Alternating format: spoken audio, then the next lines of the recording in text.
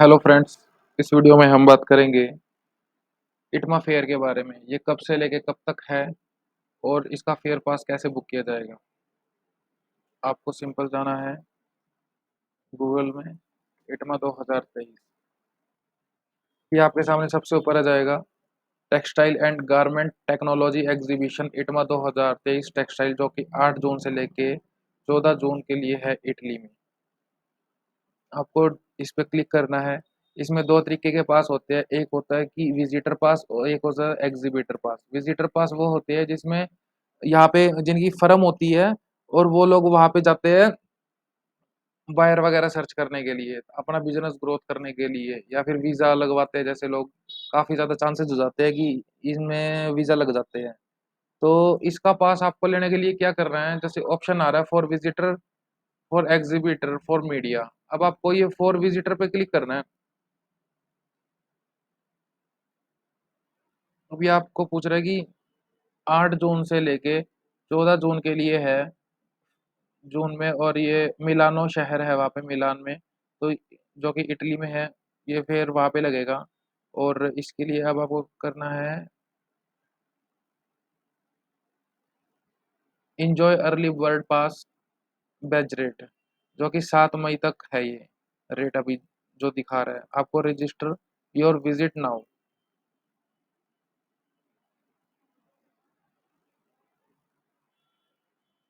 अब आपके पास ऑप्शन आ जाएंगे।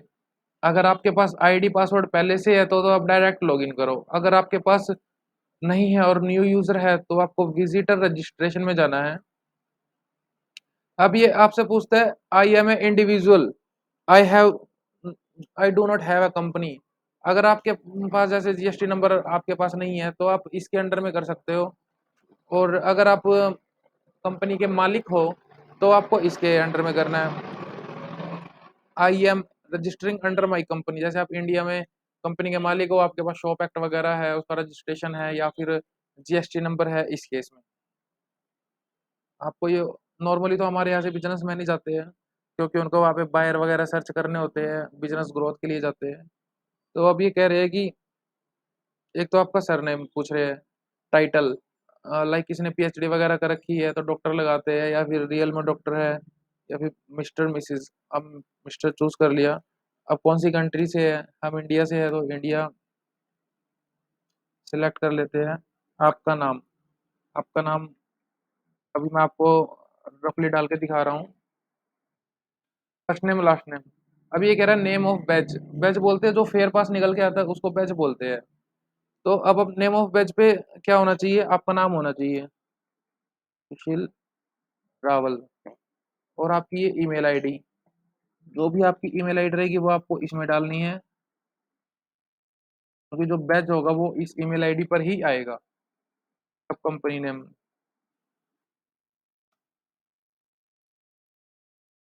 यहाँ पे आपको डालना है I accept register, confirm and proceed, क्योंकि फिर वेरिफिकेशन डाटा जाता है। Confirm and proceed.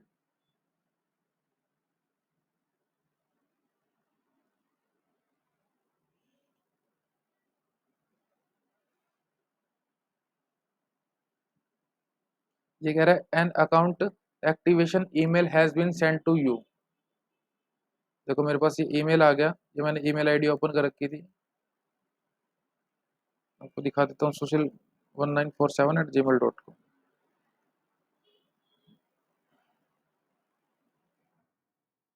सिंपल आपको अभी यहाँ पे जाके वेरीफाई करना है।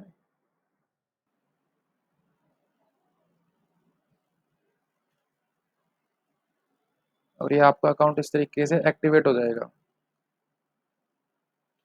अब आप यहाँ पे लॉग इन कर सकते हो।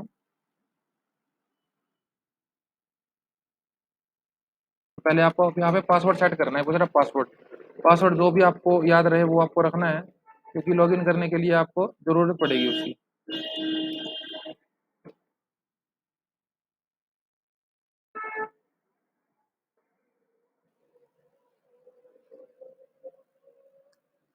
अब मैंने यहाँ पे पासवर्ड इसका सेट कर लिया।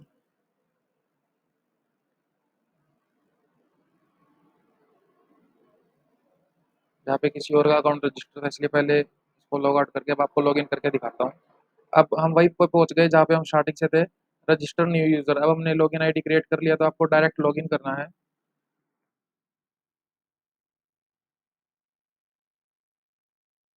पासवर्ड अभी जो मैंने सेट किया था, आपको अपना पासवर्ड याद रखना होगा।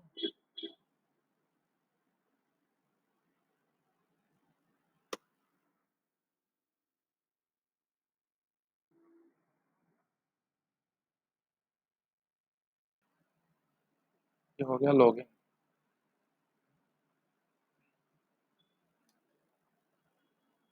देखिए नाम भी ऊपर आ गया है, सुशील रावल। अब ये पूछता है जॉब टाइटल, आप कंपनी में क्या हो? आप ओनर भी लिख सकते हो, और डब्ल्यू एन ए ओनर। आपकी कंपनी का एड्रेस क्या है?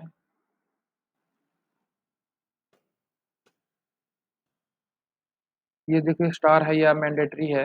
अगर आपके पास एड्रेस छोटा है तो आप एड्रेस भी डाल, छोटा भी डाल सकते हो। आपका पिन कोड क्या है? आपका जो भी आपके जीएसटी नंबर में रजिस्टर होगा वो आपको प्रॉपर एड्रेस फिल करना है इसमें। पिन कोड डाल दिया। अब हरियाणा से हम बिलोंग करते हैं तो हरियाणा। सिटी हमारी है पानीपत। ये देखिए पानीपत इसमें लिस्ट दिखा गया। अब ये कह रहा है मोबाइल नंबर।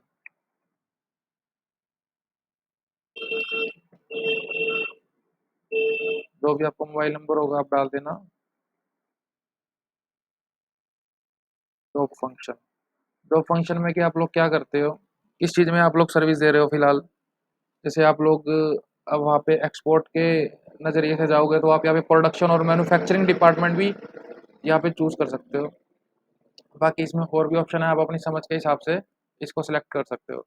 अब ये कहता है कि माई कंपनीज मेन बिजनेस एक्टिविटी, हमारी कंपनी का मेन काम क्या है? एजेंट है, डिस्ट्रीब्यूटर है, या फिर मैन्युफैक्चरर है।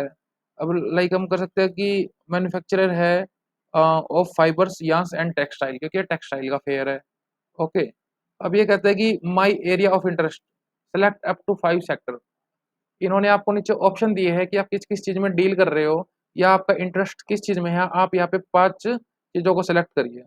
लाइक जैसे हम यहाँ फैब्रिक्स में डील कर रहे हैं, यार्न्स में डील कर रहे हैं, एंड गारमेंट्स में डील कर रहे हैं 3, एंड इसके बाद प्रिंटिंग में कर सकते हैं, और टेक्सटाइल इंडस्ट्री। 5 हो गए हमारे।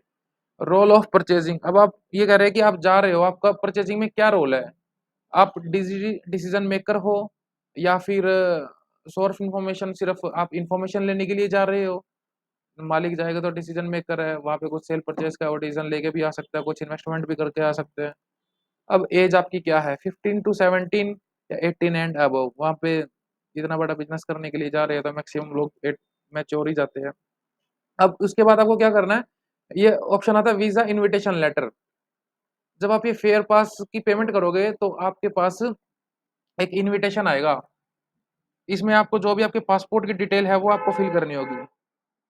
जैसे आपका फुल नेम हो गया, यहाँ पर आपकी डेट ऑफ बर्थ हो गई, जो भी पासपोर्ट में मेंशन है वो आपको डेट ऑफ बर्थ इसमें चूज करनी है।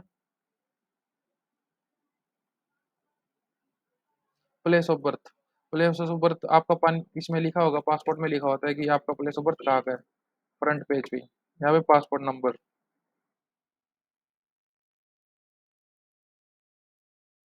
पासपोर्ट इशू डेट, आपका पासपोर्ट कब बना था।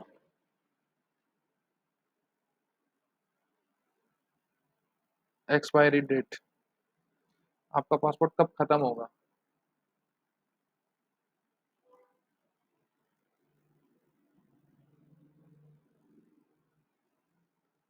अब ये जो सारी इन्फॉर्मेशन है ना, ये आपके इनविटेशन पे प्रिंट होके आएगी, इसलिए आपको ना इन्फॉर्मेशन बिल्कुल एग्जैक्ट फिल करनी है इसमें।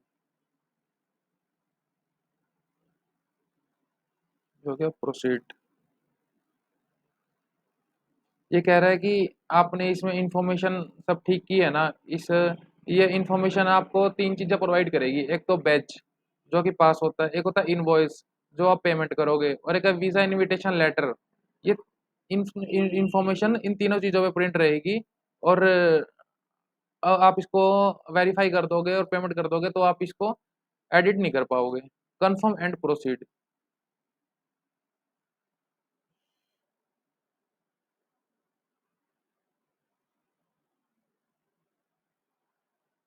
अब यहाँ पे आपसे मांगता है ये पेमेंट। अब ये जैसे फेयर है 8 जून से 14 जून का, तो अगर आप यहाँ पे एक दिन का पास लोगे तो उसकी पेमेंट है 48.80 यूरो। और अगर आप 7 दिन की मतलब पूरे सीजन का पास लोगे तो उसकी पेमेंट है 97.60 यूरो। तो आपको वो यहाँ से सिलेक्ट करना है 97.60 यूरो। नॉर्मली लोग अब एक दिन का 80 ये 48-49 डॉलर देने से अच्छा सोचेंगे कि हम 97-98 डॉलर फुल 7-8 दिनों के लिए दे देते हैं, आराम से वहाँ पे घूम भी लेंगे और अपने बिजनेस के लिए भी डिस्कशन अच्छे से हो जाएगी। अब आपको करना है प्रोसीड टू पे।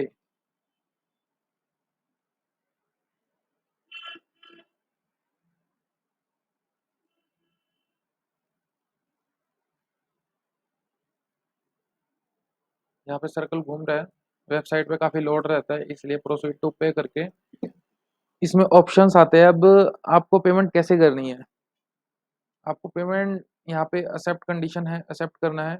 और अगर आपके पास पेपल में अकाउंट है तो पेपल से कर सकते हो, अदरवाइज चूज पेमेंट मेथड। यहाँ पर जाके आप ये परचेज यहाँ से भी कर सकते हो। यहाँ पे क्रेडिट कार्ड का ऑप्शन आएगा, आपके पास क्रेडिट कार्ड होना चाहिए और आप क्रेडिट कार्ड से यहाँ से पेमेंट कर सकते हो।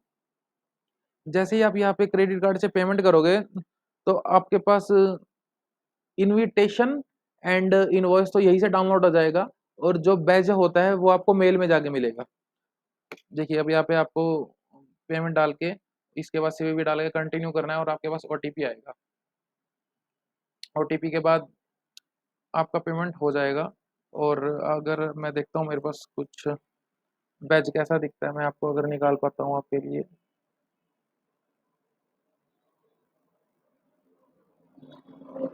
ये देखिए मैंने किसी का किया था,